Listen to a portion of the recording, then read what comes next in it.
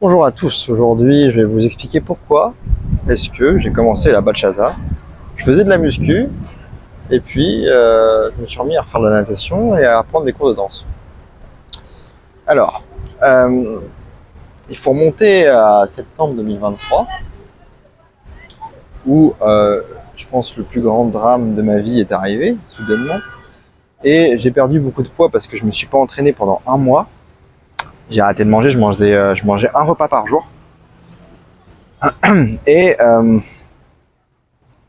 je suis parti juste une semaine en vacances pour penser à autre chose et découvrir une nouvelle discipline qui était le surf. Et je me suis bien amusé, hein, c'était cool, mais bon, c'était pas non plus top top quoi. Et surtout qu'en revenant, j'ai eu les plus graves problèmes de santé de ma vie.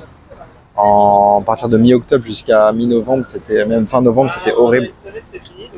Donc ouais, j'ai perdu beaucoup de poids, j'ai des problèmes de santé et en fait, à partir de septembre, je me suis dit, il faut que je commence autre chose, il faut que je me vide la tête, il faut que. Ça faisait longtemps en plus que je voulais apprendre les danses latines. Donc en l'occurrence, il y en a trois principales, hein, salsa, bachata, kizomba. J'ai essayé la salsa portoricaine, la bachata. J'ai pas essayé la kizomba, il me semble pas. J'ai essayé la salsa cubaine aussi. Avec mon frère, on s'est dit qu'on préférait tous les deux la salsa portoricaine plutôt que la cubaine en termes de style de danse. Et la bachata évidemment.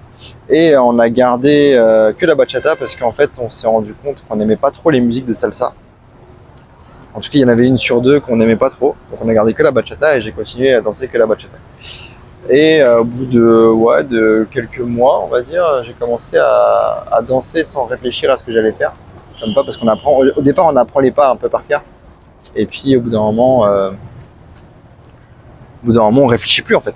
Et j'ai commencé à m'amuser vraiment. C'est-à-dire que quand on est en soirée, quand on est en social, qu'on danse un peu avec tout le monde, au moins ça permet de voilà, faire ce qu'on veut, avec n'importe quel mouvement, etc. Et c'est cool. Donc j'ai commencé la bachata parce que je voulais depuis des années commencer les danses latines. Anecdote par rapport à ça, c'est que je crois que c'était en 2018, je suis pas sûr exactement de l'année, mais il y avait mon cousin qui nous avait invités chez lui à l'époque, quand il vivait à Bordeaux, avec mon frère. Et on était dans un bar et il a dansé la salsa avec une fille. Et avec mon frère, on s'est dit, ah, c'est stylé. C'est stylé de danser. Il s'est mis à faire des pas en fait de salsa cubaine. Puis il y a une fille qui arrivait vers lui pour danser. Et en fait, il a dansé avec elle et c'était cool. Et on s'est dit que c'était stylé. Après, je l'ai jamais fait. Honnêtement, j'aurais préféré prendre des cours avec ma copine à cette époque-là, mais bon, ça s'est pas fait. D'ailleurs, je pense sincèrement que prendre des cours de danse en couple, ça rapproche de fou. Je pense que ça aurait été incroyable. Enfin bref. Donc du coup, ouais, j'avais ça en tête. Mon cousin qui savait danser. Je voulais depuis des années faire de la danse et il y a eu tout un tas de choses qui se sont passées en 2023 qui était pour moi la pire année de ma vie. Sincèrement, j'ai eu pas mal d'années de merde, mais la 2023 était la plus pourrie de toutes. Et je pense que c'était un des meilleurs choix pour moi de faire de la danse, parce que maintenant je kiffe ça. J'aime beaucoup la bachata. Je suis pas un pro, mais tout doucement, je vais arriver vers le niveau intermédiaire, je pense. Et là, on commence à s'amuser pas mal à danser. Et ça me permet de me divertir parce que je continue à beaucoup bosser. Je suis ingénieur, voilà, je fais activité, plusieurs activités en fait. J'ai juste temporairement, je ne fais plus d'investissement immobilier parce que beaucoup de stress. Je continue le coaching pour l'instant, coaching en investissement immobilier, donc j'accompagne des gens pour investir d'une manière ou d'une autre en fonction de si les gens veulent se structurer fiscalement, savoir ce qu'ils vont faire, leur stratégie d'achat pour un appartement, etc. Ça, je continue à le faire, chercher des biens pour les gens, etc.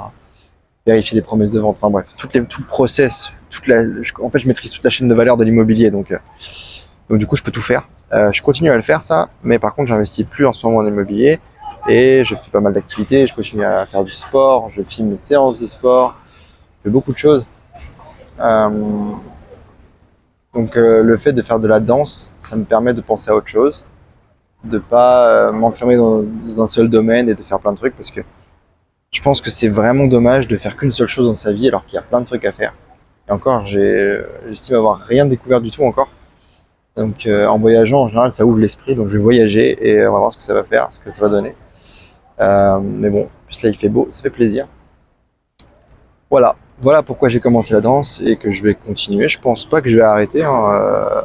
Même si je dois déménager en dehors de Paris, j'essaierai d'être dans une ville assez grande de manière à ce qu'il y ait quand même des cours de danse. Et voilà, je pense que c'est déjà pas mal. Dites-moi ce que vous en pensez en commentaire, si vous aimez danser ou pas, ou ce que vous aimeriez apprendre à danser. Euh, En tout cas, moi, ça me fait une activité supplémentaire en plus du sport, puisque je ne considère pas vraiment la bachata comme un sport. C'est une dépense calorique, ça, c'est certain, mais comme un sport à part entière intense, non, c'est pas le cas. Mais bon, moi j'ai aimé partager ce petit moment danse avec vous, et je vous dis à la prochaine.